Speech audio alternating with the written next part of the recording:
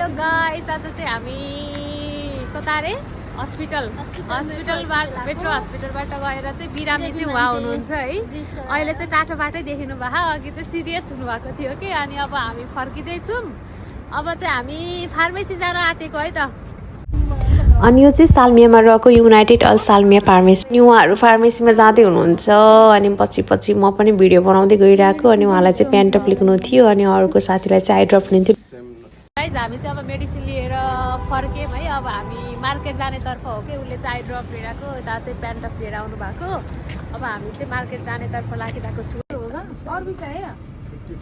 50 को डलर चाहिएको छ।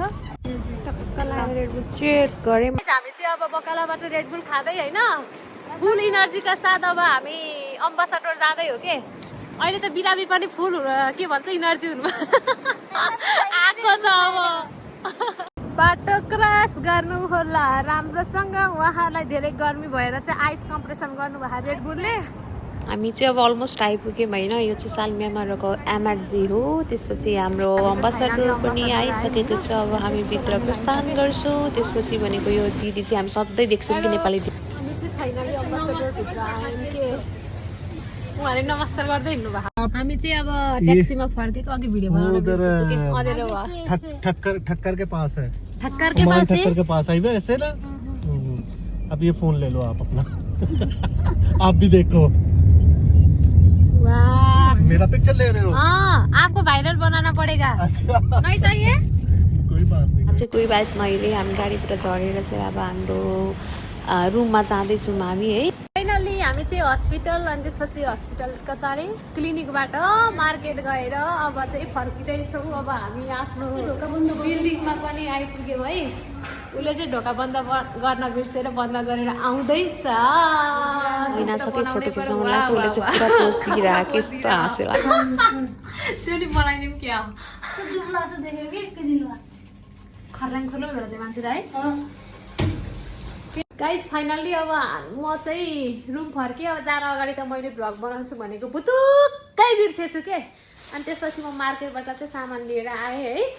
अनि मार्केटबाट मैले के सामान लिएर आएँ भन्दाखेरिमा मजुरहरूलाई देखाउँछु है त। गाजर एकदमै मनपर्छ के। अनि त्यसपछि के भयो आज तपाईँहरूलाई थाहा छ।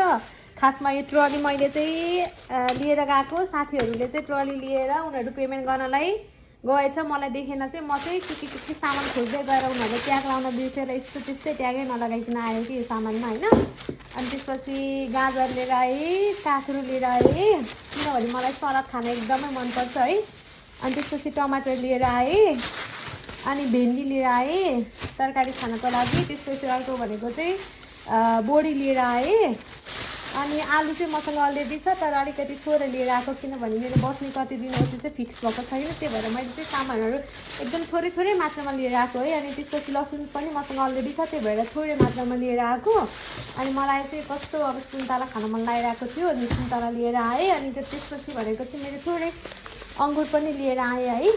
अनि अघि चाहिँ रेडबुल खायो, अब फेरि अब घर बस्दा नि इनर्जी चाहियो नि त अलिकति। अनि त्यही भएर इनर्जी ड्रिङ्क्स चाहिँ लिएर आएको है। Boom boom. अनि यो चाहिँ मेरो फर्स्ट टाइम, हजुर पनि ट्राई गर्नु होला। खासमा आज चाहिँ म खाना नखाने सोचमा थिएँ तर बिरामी साथीको लागि भनेर मैले खाना बनाएँ अनि मैले पनि खाएँ। Thank you for watching.